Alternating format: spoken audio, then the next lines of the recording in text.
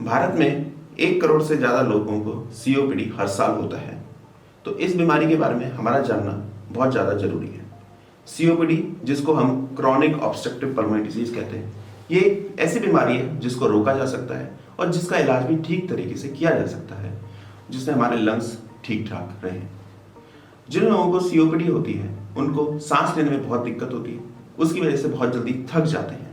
कुछ लोग इसको क्रॉनिक ब्रोंकाइटिस और एम्फाइजिमा के नाम से भी बोलते हैं, पर इसका तरीके से नाम सीओपीडी है। तो हम जानना चाहेंगे कि इसकी क्यों होता है सीओपीडी। जो सबसे ज्यादा इंपॉर्टेंट जो कॉज है सीओपीडी का, वो है स्मोकिंग स्मोकिंग स्मोकिंग। जो स्मोकिंग एक्टिव स्मोकिंग एक तरह से हो गई, एक हो गया पैसिव स्मोकिंग, जिसमें मैं स्मोक कर रहा हूँ, मेरे साथ में जो खड़ा है उसको स्मोकिंग की वजह से उसको एक्सपोजर तो हो रहा है, उसको भी धुआं लग रहा है, उसको भी सीओपीडी हो सकता है। दूसरा, कुछ इरिटेंट्स हो गए, केमिकल एक्सपोजर हो गया, या इस तरह में डस्ट एक्सपोजर हो गया, या वो किसी इस तरह की इंडस्ट्रीज में भी काम कर रहे हैं। अगर हम अपने गांव में जाएं तो चूल्हा या हुक्का। तो इस सीओपीडी बीमारी में हमारे लंग्स में होता क्या है, जब भी ये जो हवा होती है हम जब अंदर लेते हैं, ये एक विंड पाइप है, उससे ट्रेकिया जिसको कहते हैं, उससे हमारे लंग्स में जाती है थ्रू ब्रोंकियल्स। उसके बाद ब्रोंकियल्स के एंड में जो होते हैं एल्वियोलाइज होते हैं। एल्वियोलाई जैसे हमारे ग्रेप्स के, जैसे अंगूर के गुच्छे हो गए, उस तरह से होते हैं, बहुत फ्लेक्सिबल होते हैं, जो सांस लेते तो खुल जाते हैं और जब सांस छोड़ते तो बंद हो जाते हैं। जब भी हवा अंदर जाएगी खुल जाएंगे, जब हवा बाहर जाएगी तो बंद हो जाते हैं। इनकी जो फ्लेक्सिबिलिटी है, यही एक इनकी प्रॉपर्टी है।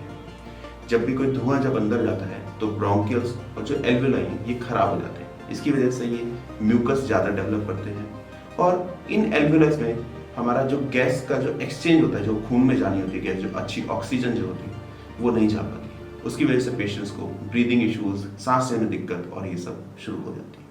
तो सीओपीडी के कॉमन सिम्टम्स और साइंस क्या है? सबसे फॉरमोस्ट जो सबसे इंपॉर्टेंट है वो होता है सांस लेने में दिक्कत। जो सांस लेने में जो दिक्कत होती है, शुरू में तो कभी ऊपर चढ़ने में, सीढ़ियाँ चढ़ने में या हिल चढ़ने में होती है, लेकिन धीरे धीरे आप देखेंगे जैसे जैसे बढ़ती चली जाती है, अगर मुझे कपड़े भी बदलने या मैं बैठा भी हुआ हूँ, मुझे कुछ उठाना भी है, तो मेरी सांस फूलने लग जाती है। उसको हम सीवियर सीओपीडी कहते हैं। लेकिन अगर हमें तब पहले से दिक्कत होने लग गई है तो बहुत लोग इसको अवॉइड करते हैं। हम उसी टाइम पे अगर डॉक्टर से प्रिस्क्रिप्शन लें और जो भी हमारा जो एक्सपोजर है उसको बंद कर दें, तो हम एक सीवियर सीओपीडी होने से बच सकते हैं। इसलिए इसको प्रिवेंटेबल भी कहा जाता है। दूसरा होता है बार बार खांसी होना। तो स्मोकर्स कॉफ जो होता है, बहुत सारे लोग ये सोचते हैं कि इससे मेरे सीक्रेशन बाहर निकल रहे हैं, अंदर का बलगम बाहर निकल रहा है, पर ऐसा कुछ नहीं है। अगर आपको ऐसा स्मोकर्स कॉफ हो रहा है तो आपको स्मोकिंग बंद करनी है, डॉक्टर से मिलिए, अपने टेस्ट करवाइए और अगर कोई मेडिकेशन की जरूरत है तो वो स्टार्ट करिए। तीसरा, बहुत सारे लोगों को चेस्ट टाइटनेस या छाती पे भारीपन या पूरी तरह से छाती नहीं खुल रही है, ऐसी दिक्कत होती है। रिकरेंट रेस्पिरेटरी इन्फेक्शन हो जाते हैं, उनको बार बार इन्फेक्शन होता है, ऐसा लगता है कि बॉडी में एनर्जी नहीं है।